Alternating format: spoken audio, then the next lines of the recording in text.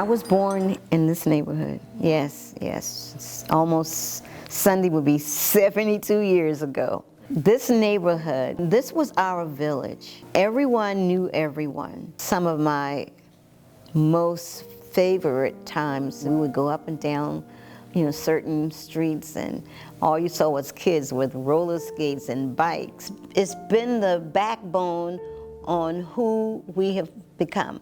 Our parents and our parents' parents, when they came to Union Heights, there was nothing. There was dirt roads, no housing. Most of the people that lived in Union Heights at the time, they built their own housing. There's a sense of pride that we have.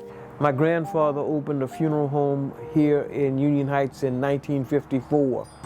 Our family owns a house just the next street over. So very close-knit community. There were grocery stores, barbershops, there was a laundry, there were seamstresses, there were beauty parlors.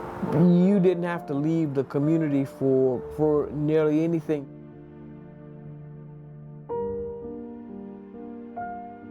Just imagine if somebody just decided to build a highway through the middle of your community.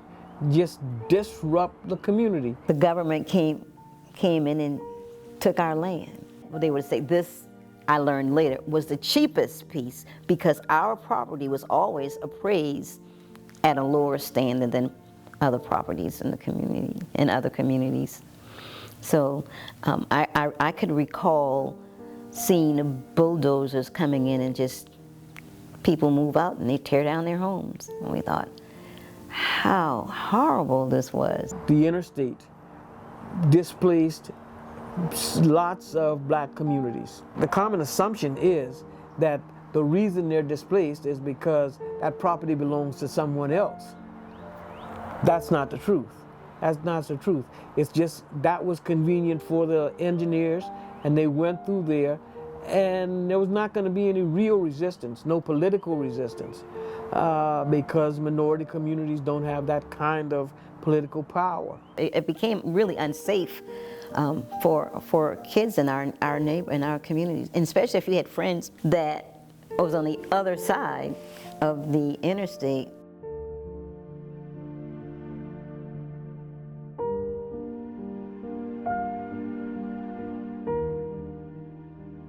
Where the government came through and disrupted the community, displaced those people.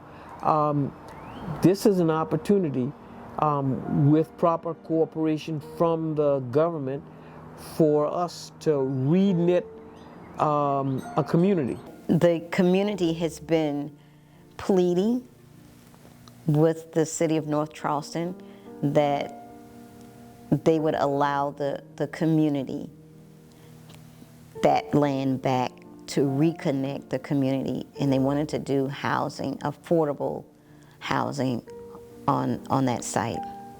It's a large group of us have been meeting and looking at designs. We have site plans, we have plans for houses. The city of North Charleston has an affordable housing shortage.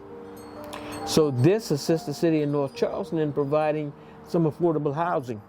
I hear stories all the time about people, renters, losing their homes, rents going up sometimes 100%.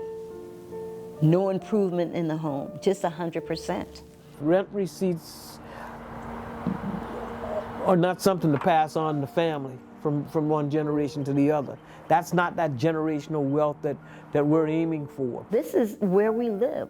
We need to have a voice on what you're going to do with it. And they've not been able to have a voice. In the city of North Charleston, we want them to realize that they didn't even exist when Exit 218 was created. And we think that it's the right thing for them to do. It's not whether they're going to get a benefit from it, but it's the right thing to do. That if a group of people that lived in a community and they are still living in this community, still exists, and they want to reconnect their community as one, it's just the right thing to do.